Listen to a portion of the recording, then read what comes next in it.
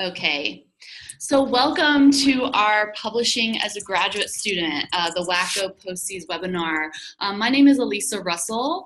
I'm the chair of WAC-GO, and I'm currently finishing my second year of my PhD program in Rhetoric and Composition at the University of Kansas. And then Allie and Charlie will be co-presenting with me if you'd like to introduce yourselves as well. So hi, I'm Allie Stockwell. I'm a first-year PhD student at the University of Tennessee, and our program is called Rhetoric, Writing, and Linguistics. So I actually came into the WAC focus through writing centers.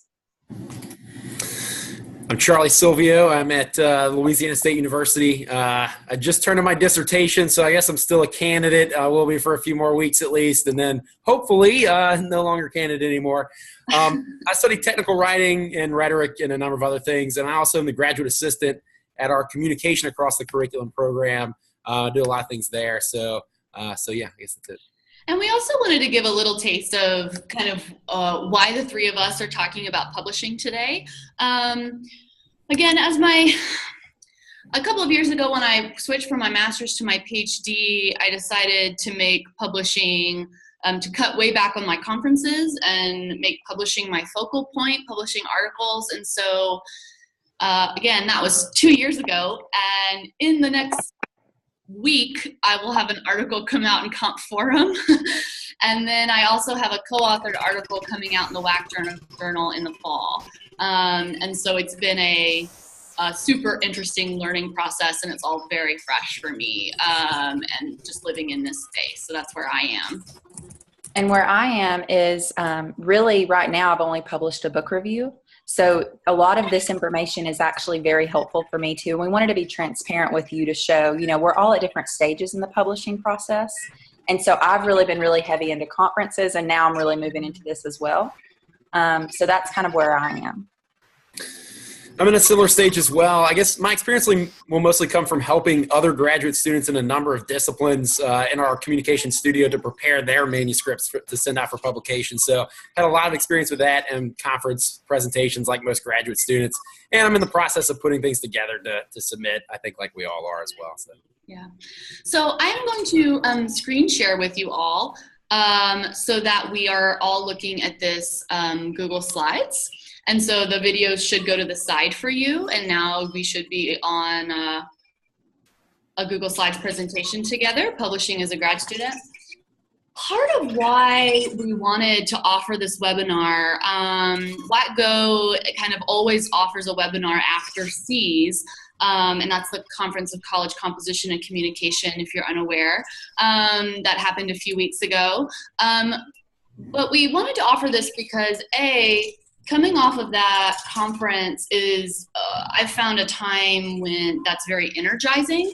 You're both really tired from the conference, but even if you weren't there, even if you were just following on Twitter or reading the updates after, there's so many new ideas coming out. There's so many exciting things happening that you want to dive in. You want to be part of it. But also, if you did present, what's the next step? Right? The next step is taking the feedback you got, taking the questions you got, and turning it into something publishable.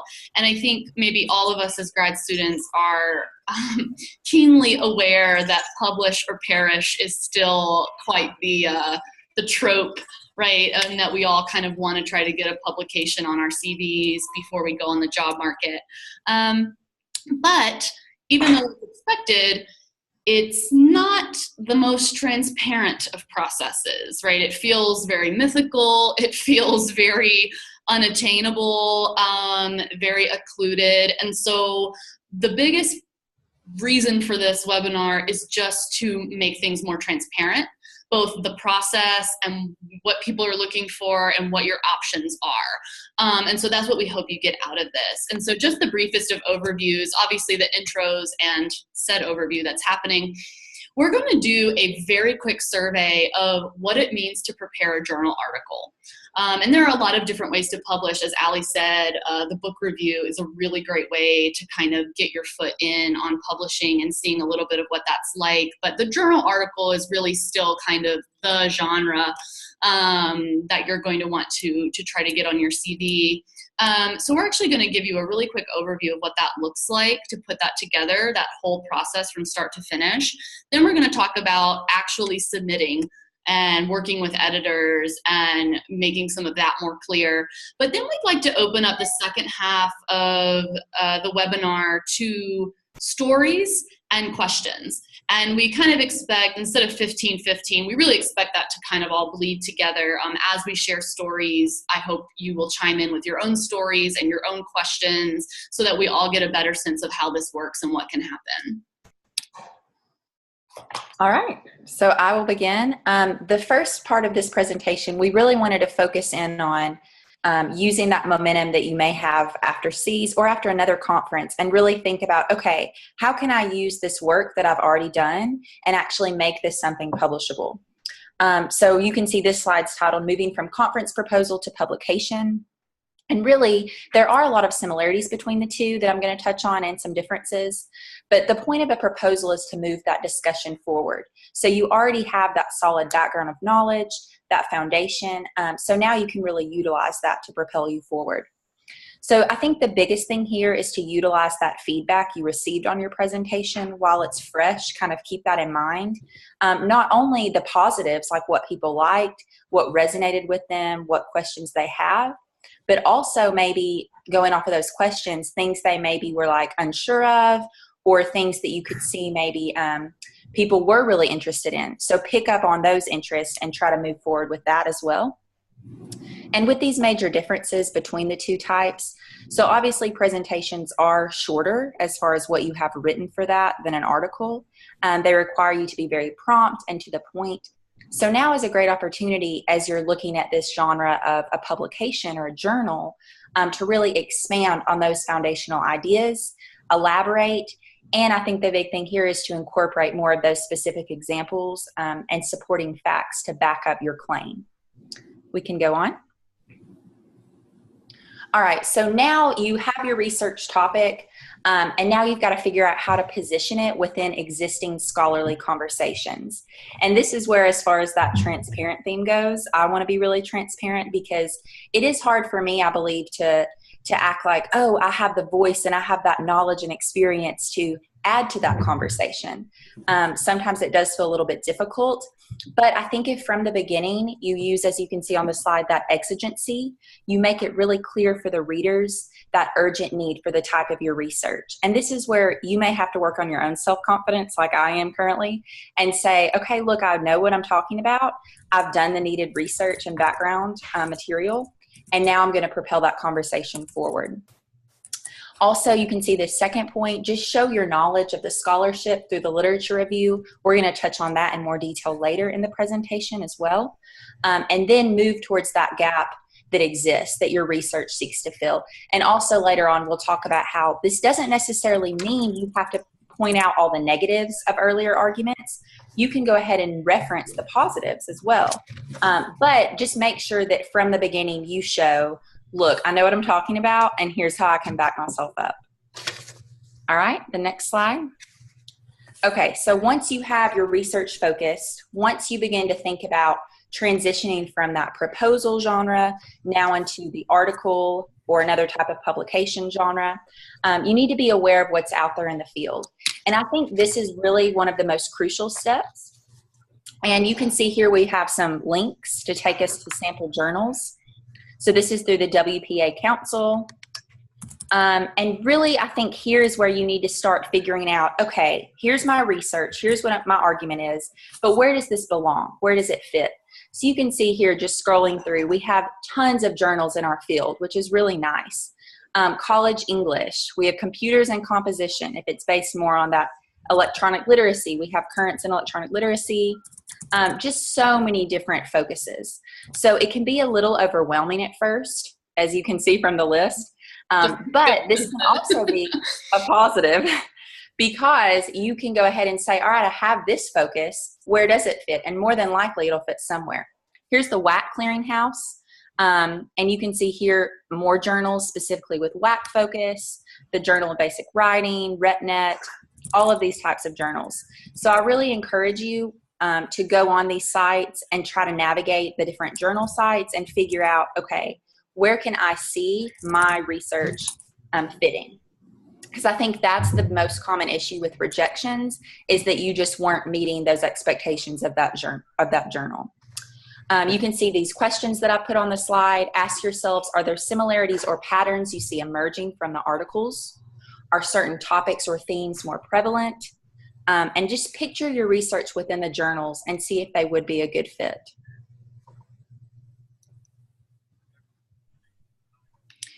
So Allie was saying, one of the biggest parts that maybe feels the most daunting is deciding where your research fits in what has come before.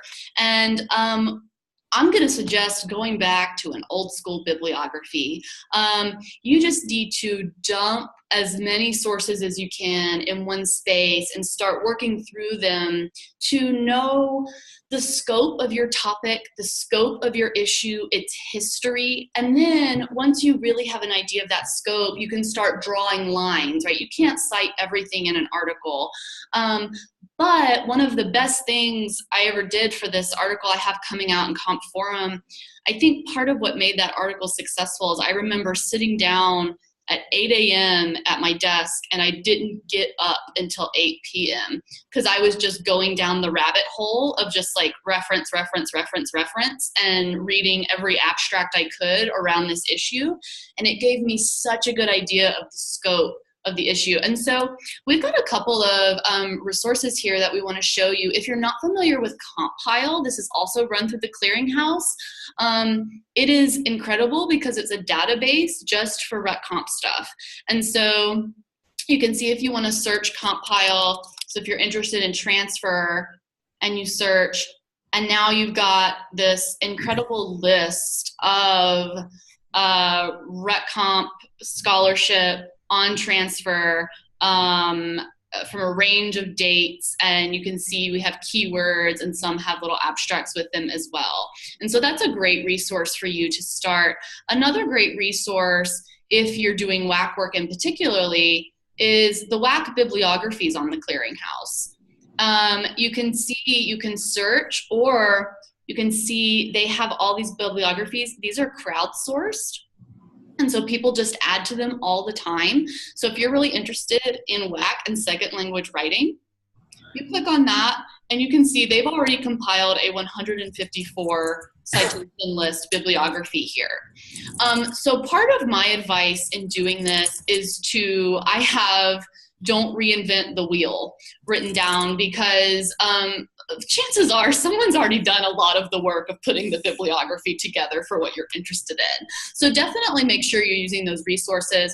But then when you hit an article or a book that is just really speaking to the heart of your topic, go from their reference list, right? Steal from their reference list as well. I almost always start there even before I go to the databases. So once you have that bibliography and once you've created those lines, the lit reviews are one of those things that we may feel more confident with. I'll never forget, I was in a journal article writing class. I actually had a class on how to write a journal article, and everyone said that they were really comfortable with lit reviews because I've been writing them forever. I was like, oh, we don't need to review lit reviews. And then when it got to actually writing it for an article, none of us knew what we were doing. It's just kind of a different approach to the lit review than what you would write in a seminar paper. And so this is where I've used the term exemplar, letting your exemplar guide you. And this is what Allie was talking about when she said, when you pick the journal, go to their articles and look, what do they do in their articles? And is it a good fit for what you're wanting to do? Once you find an article that makes a lot of the moves that you want and is from the journal you want, download it, use it as your guide, right? Use it as your, analyze it for its genre, for all the things it does, because all the lit reviews are going to look different depending on the journal. Each journal kind of values different ways of doing it. One of the hardest parts of deciding what to do with your literature is deciding what goes in the introduction and then what goes in the lit review. Charlie's going to talk more in depth about introductions, but they really do a lot of work in saying what's come before and where the gaps are. So you end up having a lot of your literature there. And so what needs to be kind of upfronted to help you get to your thesis, and then what needs to be in the lit review to kind of get the issues out and in the open and a little more in depth. Basically though, it's what's been said, how can you group these scholars, and how much depth do you need to give to each scholar? So there are some, right, if you're doing rhetorical genre studies, you're going to have to give at least 3 or 4 sentences to Carolyn Miller's, genre social action. One of the, if you're talking about the rhetorical situation, you've got to mention Lloyd Bitzer. But then some studies might just need to be in a string citation. Like, oh, we know a lot of scholars write on transfer, have a string citation with 20 scholars, and then move on, to know that it's there, but it doesn't actually need depth. So those are some of the hardest choices you have to make in your lit review. And I wanted to give you just the briefest of examples. On the left is a piece of a lit review from Rhetoric Society Quarterly, and on the right is from Written Communication. Just from looking at them, you can see how different they are. But notice how the Rhetoric Society Quarterly, we might begin this conceptual augmentation by exploring some etymological tropes that are buried within our popular theories. That's so Rhetoric Society Quarterly. So it's all about like getting definitions out, and it's very humanities-based. You can even tell it's an MLA, and we've got some scholars that we're pulling, and we're giving them a lot of space. Whereas in Written Com, it's more clipped, it's more to the point. We've got a quote, but it's a key quote, and then we've got more string citations. And so you definitely want to rely on your exemplar in the journal to know how to do this and model after them. The only thing I want to say about theory is that we use theories because they have explanatory power.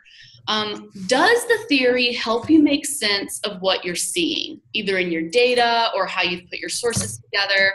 And I also want to caution not to let your theories get out of control. I have an article that's been outright rejected from 2 different journals, and I finally it's because I saw all these resonances between like 5 different theories, and I tried to use all of them, and it's just way more complicated, and it doesn't make any sense, right? It makes sense to me, but it's not coming across. And this is where the theories are actually confusing things. Theory is supposed to illuminate things and make things more clear and help you organize. And so make sure you're using theories for that purpose. And then finally, for my section, before you actually start drafting, once you've got your topic, once you've got your bibliography, once you kind of know how you can contribute, you know what journal you're targeting, this is where you have your methods and your research match this, right? What do you want to know, and what methods are going to help you answer it? The great thing about RetComp is that, and WAC, is that we have lots and lots of methods to choose from. The bad thing about RetComp is that we have lots and lots of methods to choose from, right? And so it could get really difficult to know how to do all of them, but different journals for sure value different methods. C's definitely values more, and College English definitely values more humanity-based methods, philosophical, theoretical arguments, qualitative methods, interviews, ethnography. Written communication is going to value mixed methods, more quantitative. And so you kind of have to know how it aligns with your journal. We can already see the beginning here. This is from Benjamin Miller. He surveyed a bunch of like 100 dissertations in the field. And one of his categories of methods was performative. So this is like poetic or craft-based or teacher research. But then you can see on my next slide, there's a lot of other ones. So we also do research from sources, and you can see those listed here. That includes, archival, philosophical, read analysis. But then we also do empirical. We do discourse analysis and experiments and surveys, case studies, ethnography, right? And so these are kind of the methods available to you. Picking one that matches your worldview, kind of how you think knowledge is formed and why knowledge matters is important. I may or may not have gotten into a perfectly tactful but slightly heated discussion with a student in my comp theory class yesterday because, or colleague in my comp theory class, because she was saying case studies don't have enough of a purpose. Like, okay, it happened in this one case, but that doesn't really help me, because she's a pragmatist. She's all about solving problems, and I am a constructivist. I'm all about understanding how the world works, and I think that's valuable in any form. So she and I got pretty heated, and then we finally came down to it's just an absolute difference in worldview and what we think the purpose of research is. So it's important to find those that resonate with you and resonate with the journal that you're applying to. So I have the honor of talking to a bunch of people who study writing about how to write your article, which I know we all consider ourselves great writers. So I'll just highlight some of the things that some of this may seem kind of obvious, but I think maybe is an effect of the fact that we study writing. There's this temptation to maybe to overshoot our goals, to make writing this overwrought. So I want to talk about a few things that will help maybe kind of ground your writing before you submit it. And so there's kind of an overview of it, and I'll kind of work through these ideas individually. All right, so let's go to the next slide. So in order to talk about the introduction, I'll use this model called the CARS model, and there's other ways to sort of think about the introduction, but this one's pretty straightforward. And CARS is an acronym that stands for Creating a Research Space, and you can kind of think of it through the metaphor of a territory, as you can kind of see down there in the moves. You're establishing a territory, you're sort of finding a spot to occupy in order to make your argument. This CARS model has been worked on by a number of people, but John Swales is kind of attributed as the originator of it. And there's more information at that website. That's where I got a lot of this, but there's plenty of information out there. All right, let's go to the first move here, Lisa. So move one is establishing a territory, and this is where you sort of stake out the boundaries of where you're going to make your argument. So this is the situation, if you will. And there's a lot of key questions you want to ask here, but things like why does this area of research matter? So not even what it is, but why are we looking at it?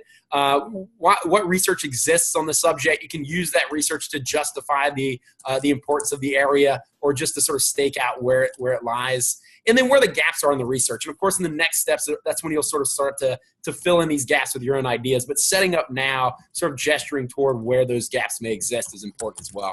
So the steps here, claims of importance, why does this matter?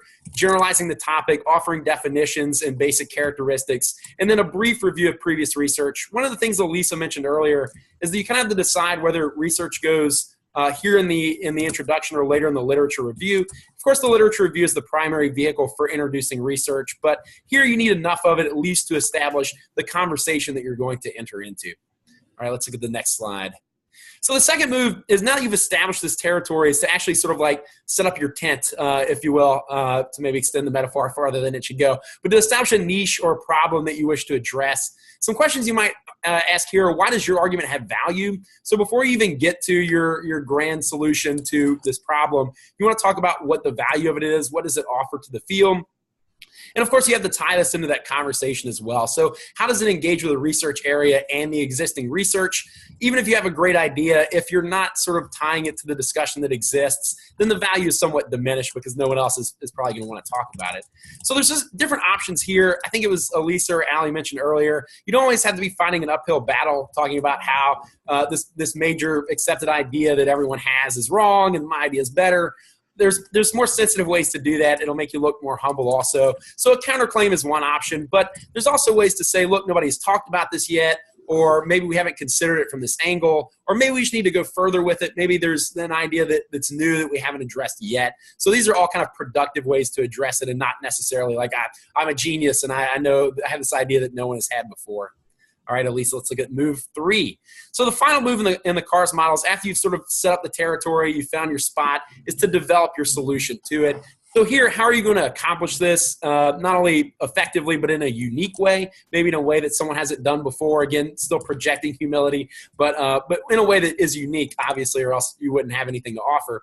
How's it going to contribute to the expansion of knowledge? So how's it productive in the sense that we learn something new from it? And then also, this is the part where you're going to sort of project the organization of the remainder of the article, which I'll talk about in the next slide. So there's different steps here. There's not 2 step ones. I think the numbers are just off there. My apologies. The first one is to clarify your purpose, to answer that valuable question of so what. why do we care about what you have to offer, to announce your main findings and preview the article structure. Those should be pretty clear. If you don't know those, then at this point, you probably need to back up and do some more research. All right, so with that in mind, you want to think about the organization. And of course, we all think a lot about organization, I think, when we study writing and think about writing in a variety of disciplines. Feedback is key here, whether it's after a presentation at a conference, whether it's from a mentor or a professor, even if it's from reviewers, if you got to review and resubmit, which Elisa will address in a few minutes. But using that to sort of like shape your outline ahead of time, getting feedback even at that stage can be helpful as well. Even here with the organization, you want to pay attention to the way that articles, either in the field or similar articles, or even in the journal that you're submitting to, what their organizations look like. It can be, just even outlining a few articles or thinking about ways that these authors and these other articles use structure to convey their ideas can be another way to sort of reflect your knowledge of the field in the journal. One really good piece of advice I got early on, and you may have gotten something similar from your professors too, is don't overcomplicate it. We spend a lot of time reading theorists like Foucault and Derrida and even more advanced people in the field that write in ways that are more complex than I think we need to embody ourselves. So the advice I got was that your organization shouldn't be a Rubik's Cube, that it should be straightforward and sort of support the content, but that your reader shouldn't have to exert an extraordinary amount of energy trying to figure out the steps that you're making. So part of that is clearly stating in the introduction the steps you're going to take, following that in a straightforward manner that everyone can sort of follow.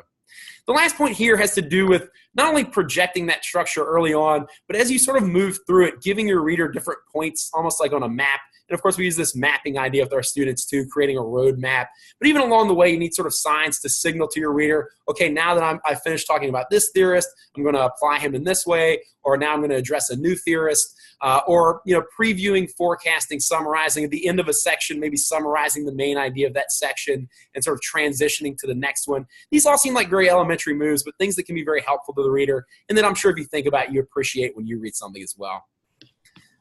All right, so Elisa, the last two things, you can move ahead. The last two things I'm going to talk about have to deal with style. With revision. The first is dealing with revision for style. So as we tell our students, it's there at it'll be at the bottom of the next slide, but in a lot of ways, writing is revising, and this is no different for us. I mean, I think that we think sometimes because we study writing that, that first draft is going to be so much stronger than other people's first drafts. That may or may not necessarily be true. So leaving time at the end to consider just the elements of style is important. Again, a lot of this depends on the journal you're applying to. Look at the way they use language. Look at the way they define terminology. Look at the sort of level of articulation and try and match that as closely as possible. There's another point where you can seek feedback from others. You can ask someone, read this, just think about the style. Let's disregard content for this read through. Get some feedback there. And I think overall, as with the organization, clarity is the key here. An ambitious style, if once you made a name for yourself in 10 or 15 years, you can use language in ambiguous ways to reflect whatever the content itself. But for now, I think clarity is usually best, and that's appreciated by your reviewers. All right, Elisa, to my final slide here. So once you've gotten feedback, and again, this feedback could be from reviewers after a presentation in a number of cases, I think it's important here to prioritize these relationships. People are helping you. Being humble and patient with them is helpful. You can seek feedback and ask questions as necessary, but it's never a good idea to sort of burn a bridge if you don't have to. And I've heard horror stories of people responding with these fiery emails to help people that are trying to help them revise their work. And I don't think you're going to make any friends if you sort of take that approach. If requested, if you get a revise and resubmit, if you maybe don't want to revise something that someone suggested, you should be prepared to justify that. I mean, it's your work, so if you feel particularly attached to a decision that you made, then you should keep it that way, but not just because of some ego reason or something like that. And then lastly, I'd say don't rush the stage, either of these stages of revision. Be precise and comprehensive. Oftentimes I know when I get advice, and just like you may give students if you teach writing, you may point to one area that needs to be sort of revised, but that may mean that other similar areas also need that same attention. So sort of being aware that you need to think of the whole document as you revise for style and based on feedback can be very helpful. So once you get all that, once you do all that we just talked about for a long time, I know it's so easy to get a journal article together, isn't it? Again, that was a, I think it took me 2 full semesters to actually just get what I sent the first time out to Comp Forum. So that whole process took 2 semesters, right, to pick the journal, get the topic down, do all the lit, the working bibliography, get tons of revision, go ahead and set up a system for keeping up with lots and lots and lots of drafts, right? Draft 1, draft 2, draft 3, up to draft, gosh, I think I have something like 15 drafts for this article in my folder. And so go ahead and get ready for that. Once you're ready though, once you've gotten all that feedback, once you've met with your advisors and your mentors, once you've had peers help you and you feel like it's ready to submit, the submission process itself can feel like a whole other thing and can feel very daunting. And so every part of what makes it so hard is that every journal wants something a little bit different. And so I'm just going to give you 2 cases here so you can see how different submissions can look. So this is the Writing Center Journal. I have a fun horror story about this journal that I'll tell in a little bit. But you can see here, this is their submissions. They describe what they take. So they take articles between 6,000 and 10,000 words. That might limit where you can submit. So like C's, I think, is 4,000 to 7,000, so quite a bit shorter. This one in College English is one of the only ones that takes up to 10,000 words, just so you know. It talks about, they also take reviews and then a little bit of what that process is like. But you'll see, like Charlie was talking about why he gave a whole slide to style. This is the Writing Center Journal style sheet. Now, they do APA with all of these exceptions. So when I was preparing a manuscript for the Writing Center Journal, it took me hours to comb through this style guide and just make sure I was doing everything exactly like they wanted, like my numbered lists and stuff. It took forever, and I had tables, so I had to do all this table stuff. And so you can see this is very detailed and took a really long time. And then when you actually want to submit, they have an online submission portal, which many do. Many journals have this now, and you'll have to create an account. But then what's great about it is that you can keep up with your submissions here. And you can see this was declined. That's the article that got outright rejected for me. But it kind of keeps up with where you are. So this is kind of a little complex system, right? And if you want to do a new submission, there's quite a bit of data you have to enter, right, as you go through these steps. Now, compare that to Across the Disciplines, which is one of the major WAC journals. So this is the submission page for Across the Disciplines. You can already tell it looks a little different. They also take articles and reviews, but they don't have that big explanation. They also take conference papers, which is a really good option, I think, for grad students to just turn your conference notes into like an 8-page conference paper, a really great way to get a publication there. So they talk a little bit about the review process. Okay, I'm not seeing word count anywhere. So you might just need to look at articles, and this is an open access. Oh, I see, reviews should be this long. So I don't see it for articles though. And so you might want to look at some of their issues to see about how long they are. But this is how you submit. You email Mike Pemberton, right? He's the editor. That's it. And so, and then their style, it's APA with one exception. First names instead of initials on the works cited. So you can see these are 2 very different submission processes. So reading all of the instructions very carefully becomes very important. Once you've submitted, the next step is to slow your roll. You have to wait. I mean, it can take anywhere. I've heard back from a journal in like 2 weeks before. And then I have had to wait 16 weeks before I heard anything. And so this is where you probably just want to completely put it out of your mind and go about your life. The email will come, I promise. Don't keep checking the online submission portal. It'll crush your soul. They'll email you when it's time. So after you've waited and waited and waited, these are the possible responses that you can get. The editor is always going to take a first pass at your article or your review or whatever you've submitted, and decide whether it's a good fit for the journal, whether it fits their kind of editorial mission, and whether it's developed enough. If they feel like it doesn't do one of those things, they can reject it without sending it to peer review. So they'll just, and that's where you'll get the quicker, right? That was what a 2-week response was. It was because I was just getting that. It's called a desk rejection, just right off the desk. And most of those are because it's not a good fit for the journal. And so you probably just want to put it in a different journal when you get that, or it's pretty underdeveloped. And so that's a good cue to keep working on it and keep developing. If it gets past the editor though, if the editor thinks it has some promise, they usually send it out for blind review, which means they take off all your identifying information and send it out to 2 people on the journal's board that have some expertise or some experience in the topic or area of scholarship that your article is based in, so someone who knows about this. And they will give comments, both praise and criticism, and ultimately suggest whether it be accepted, revised, or rejected. And then the editor looks at both of those peers' responses, and the editor ultimately decides what is sent back to you.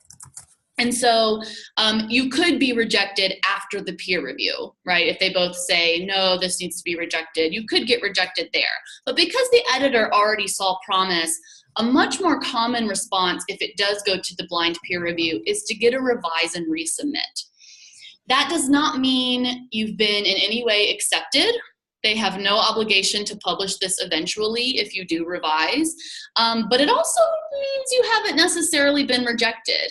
It means that they see the potential, and they're going to give you extensive feedback, and they want you to wrestle with that feedback and make some major revisions, and they really do want to see another draft.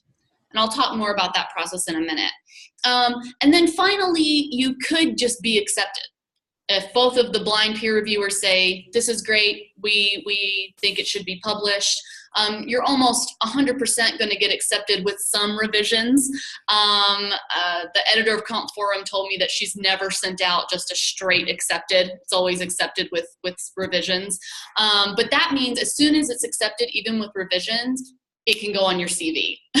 So if you're getting ready for the job market, as soon as it's accepted, you can go on your CV, even if it hasn't come out yet, right? Even if it'll be a while before it's actually published.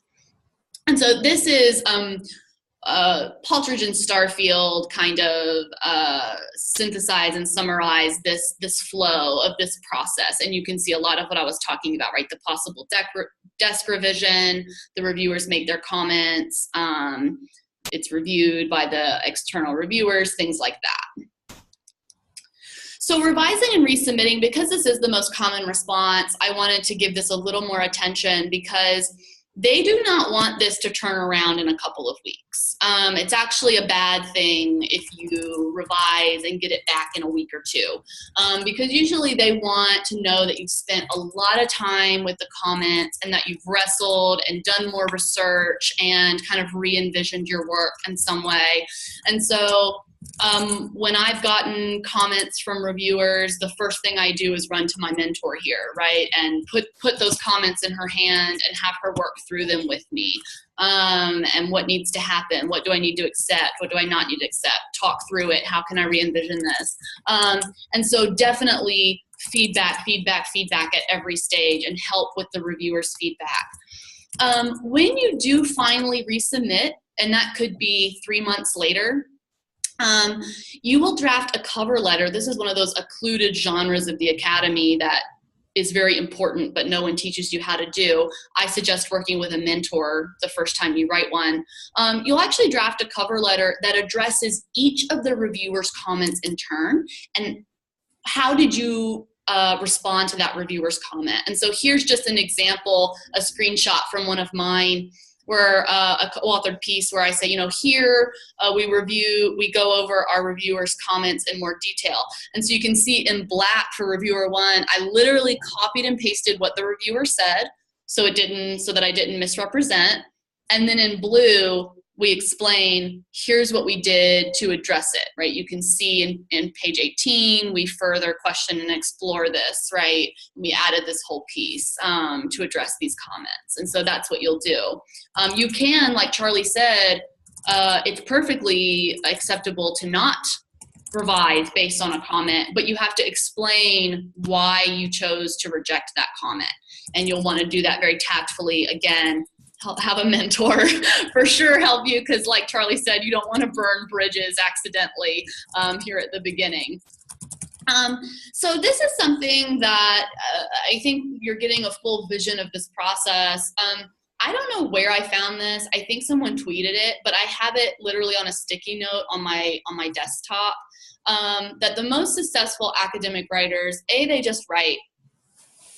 2, they make writing social.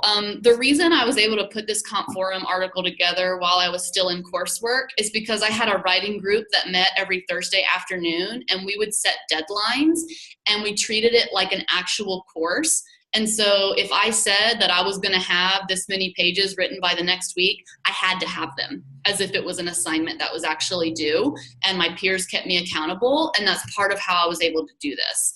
And so making it social is really important. Persist despite rejection. I've gotten 2 outright rejections on an article I've got right now, and by gum, I am just going to keep rewriting it, right? You just keep revising, keep rethinking, keep pushing. Definitely pursue your passions, and definitely schedule writing time. This seems like obvious advice. And like Charlie was saying, it's amazing how often we need to be told the things that we tell our students, right?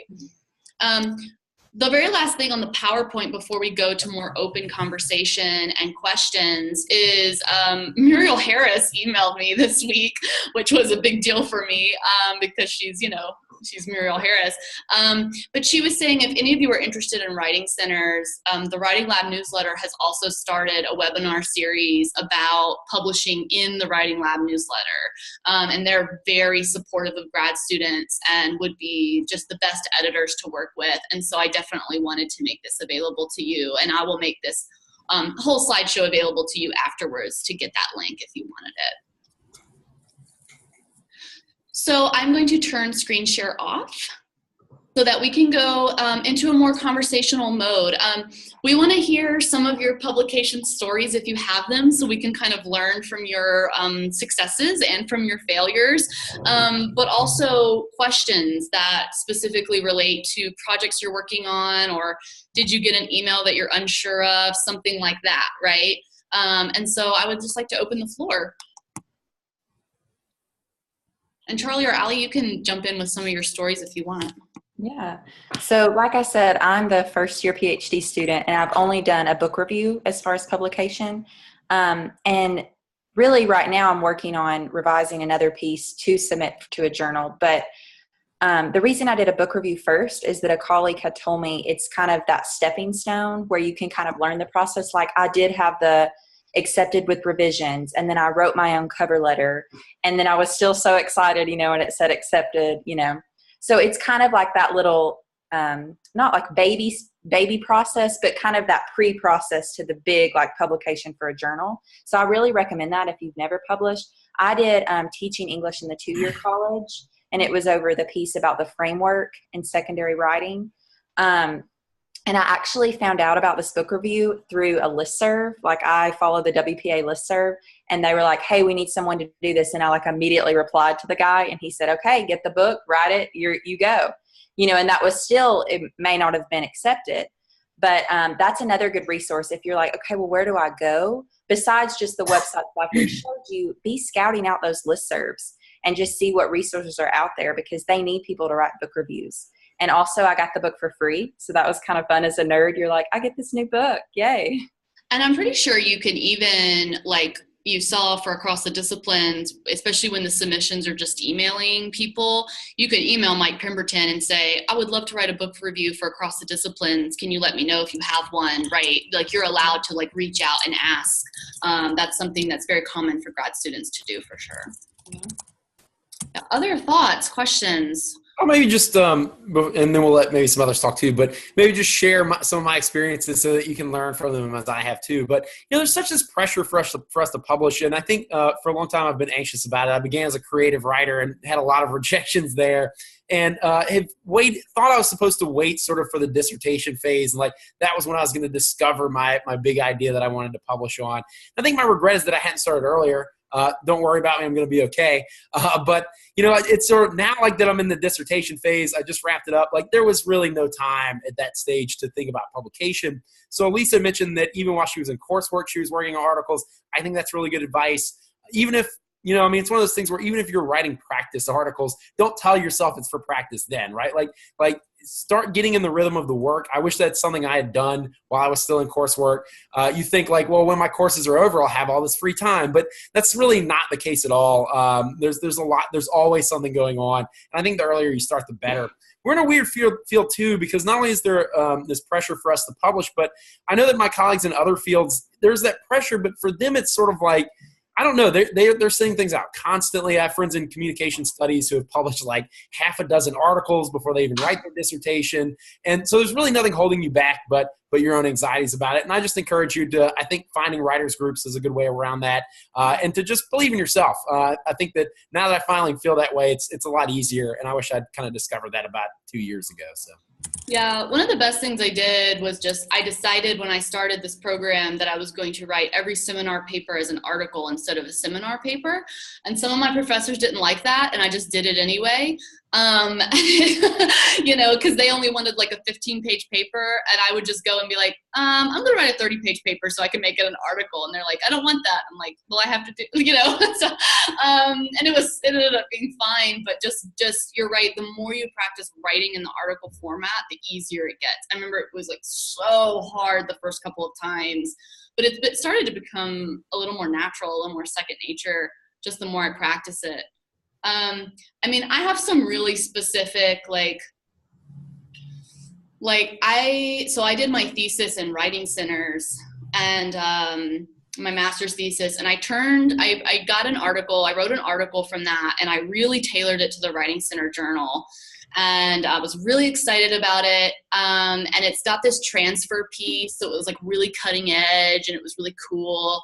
And, Writing Center Journal shut down their submissions for a while. I don't know if y'all know that, for like a year and a half. So like literally the day I submitted it, they had closed submissions like 3 days before. And so I was like, well, they were like, oh, we'll probably reopen in the spring. So I was like, okay, well, I tailored this so much to this journal, I'll just wait. I would have to rewrite it to submit it somewhere else. I waited, a semester turned into 3. A year and a half later, they finally opened submissions. I submitted the second it reopened, but it took about 16 weeks for them to get to my article, because obviously when it opened, it got flooded, right? And so that was another semester of waiting. So basically now 2 years have happened since I wrote this article, and they outright rejected it.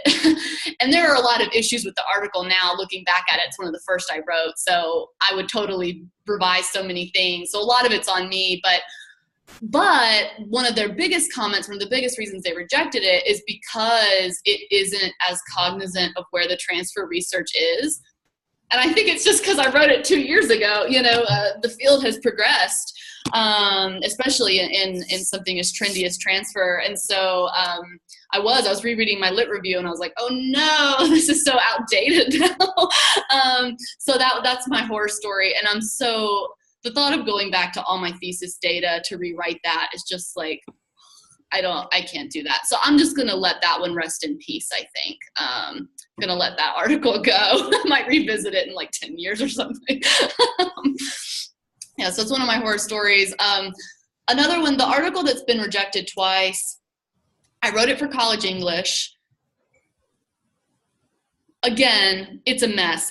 The theories are very complex, but College English kind of likes that. That's part of why I submitted it there. And so I thought they would love that. And they did like it. I got a really beautiful response from Melissa Iannetta. It was really long. And so it was like really nice of her to write that response. So I think that's one thing you can count on is people in this field care about their grad students and, and are very supportive. She knew I was a grad student. And so she wrote me this long thing about how much she loved it, but a lot of what she's doing, it was one of the first pieces she reviewed as the new editor. So Kelly Ritter used to be the editor and had a little bit of a different vision, and Melissa Iannetta is changing the vision a little bit.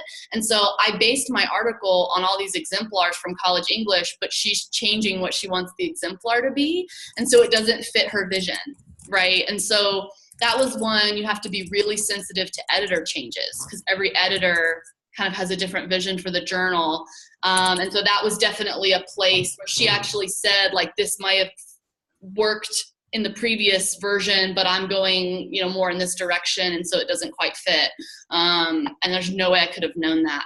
I also submitted that article. She suggested I submit it to RSQ instead, Rhetoric Society Quarterly. And I think, as you saw just from that brief example, that they like the theories as well. And so, so I was like, okay, that sounds good. Submitted it there. It got outright rejected there. They said it would be better in written comm. So I don't know where this article belongs, but I have, I think I'm about to totally rewrite it. But that rejection letter was a little sharper. It wasn't mean, but it wasn't nice either. I think the word parochial was thrown around, that my research was parochial. And so that's one of the things. Don't take it personally. Don't be offended. One of my professors here, Frank Farmer, has a horror story. He said as a grad student, the first article that he sent to College English, of course, this was all print, he was mailed the peer review comments, and the editor had blacked them out and redacted them because they were so mean. I was like, I can't believe one of our reviewers would be this mean. But he said it was just like black marker so he could still see through and read the mean comments. And that was the first feedback he ever got from an article. And of course we were all like, oh, I would have quit. I would have quit grad school right then. And so I don't think you're going to get that anymore. But again, I have had rejections be really nice and rejections be a little sharper. And so you just have to roll with it. Take it to your mentor and let them, they'll trash people for you, I'm sure, which always feels good. Are there other questions, projects you're working on that you're thinking about? Where do I go next? Or what journal do you think? Or am I the only one here? Because I'll just... no, there are several people here. Oh, okay, cool. I'm just the one who turned video on, I guess. I wasn't sure what to do there, what the protocol was. So... I guess I have a couple questions that come to mind. I guess one would be, how do you, especially because I'm starting to enter the dissertation phase, like, what is a realistic way to use my time to publish something that has nothing to do with my dissertation? Because there are a few things I want to work on. And obviously, like we all do, I want to use the summer probably to do most of that work. Right. So I don't know. Any thoughts on that? And then maybe another question, if anyone has experience co-authoring. I have a piece I want to co-author with some students I've worked with. And obviously I have to be respectful of their schedules, which, so I don't want to bother them in the summer. So that would be like a piece I'd probably work on next academic year. So I guess they're sort of related questions, but yeah. So any thoughts on that? Let me maybe offer just a short thought about it. So you're asking about working on something unrelated to the dissertation while you're working on the dissertation. Yeah. And I did mention earlier that can be difficult, but I wouldn't dissuade you from doing that, because I will say that, and I think this is the experience of a lot of people, when you start working on the dissertation, if you have a schedule, you'll find that you're so much more productive in general than you are any other time. Because, if you're spending an hour, 2, 3 hours, whatever it is a day, working on that, then it's probably nothing to like throw another 30 minutes or an hour or whatever in there to work on something else as well. You sort of get that head of steam built up. And so I wouldn't discourage you from doing it. Give it a shot. especially if you're just starting. You can maybe sort of structure your writing schedule, I think, to accommodate both. Okay. I almost think it's a good idea to give your mind a break from your discs, Yeah. to kind of turn to other research.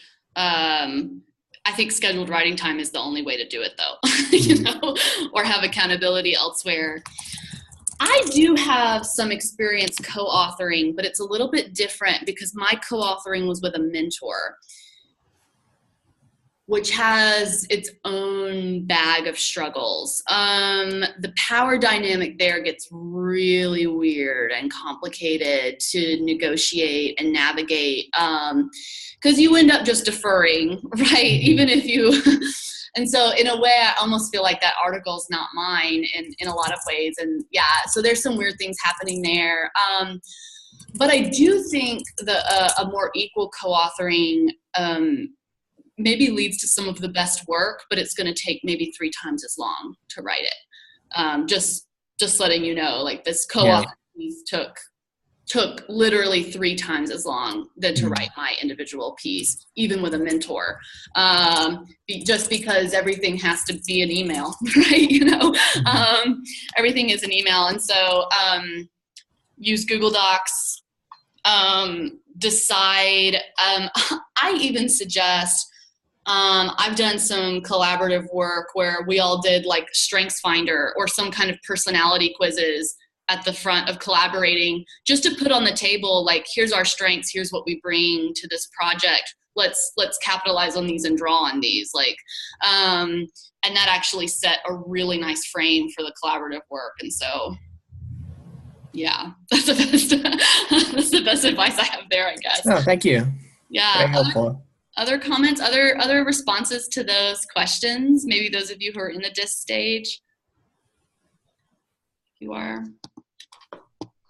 or other questions. So I actually have a question about publishing and Conforum specifically, since I'm interested in the journal. So I was wondering about any advice you have about any specific considerations or experience you had.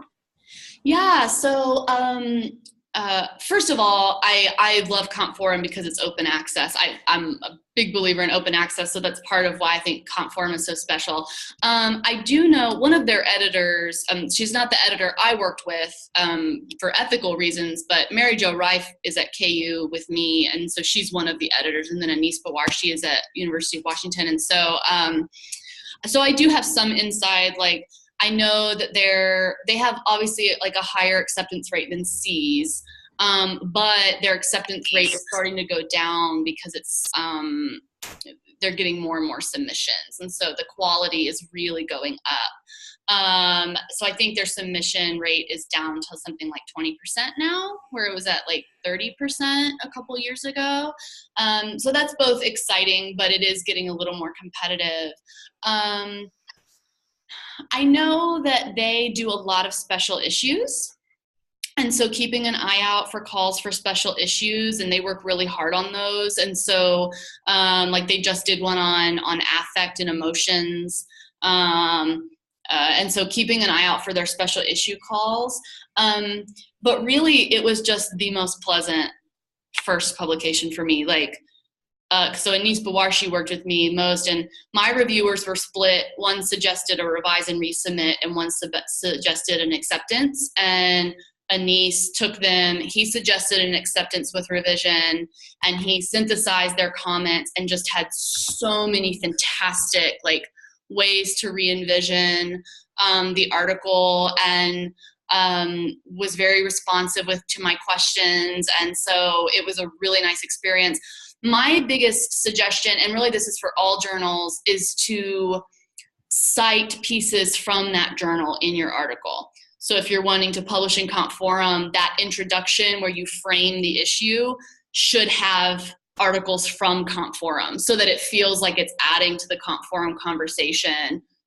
Same with if you're trying to publish in College English, you should be citing from College English right in that first paragraph, right? And then just looking at some of the pieces, they're really flexible on word length because it's all online. So like they say they top out at 8,000 words, but they are open to going over that, is a good thing to keep in mind. So yeah, so I think that's a really great option for sure. for sure. Because Mary Jo and Anise are some of the nicest editors you could imagine. Yeah, supportive. And so we're at 3:01, and so if those of you, we said this would be an hour, so if those of you who have to go, please feel free. But if there was another question, I'm available to stay a few minutes extra if someone had another question or comment. And I have to go, but I was going to say one thing about the C's reflections for our newsletter. Yeah. If anyone did go to C's this year, we are accepting I think it's 100 to 150 word reflections for our newsletter. So if you want to submit those to our email, you can also find that info on our social media pages, but we would love to have those if you went to C's. That would be awesome. Yeah, I want the next newsletter to just be like a compilation of C's experiences. Yes. So we would love to get those. I'll probably send an email to our member list reminding too. This was so great. It was nice to meet all of you. Thanks, Allie. Bye. Bye. Any other questions or ideas or things you're thinking? And if not, that's okay too. Do email us at WAC-GO10@gmail at any time. We would love if you have an article and want some peer feedback, maybe even before you go to your, take it to your mentor, or you write that cover letter and you want someone to look over it, to make sure it's all above board, like things like that. Like we would love to be part of that journey with you. And so do email us anytime with your questions or ideas or anything like that. I am going to post a copy of this recording and a link to the PowerPoint and we've put together a Google folder of resources about publishing in this field and methods in this field. I'm going to post all of that on our page on the Clearinghouse. And so I am posting that link just in our chat. That's where it'll be this afternoon. All right. So it was so nice to meet you all. Charlie, thanks again for co-presenting. And Thanks, I Lisa. hope you all Thanks, have everybody. a great weekend. Thank you. Bye.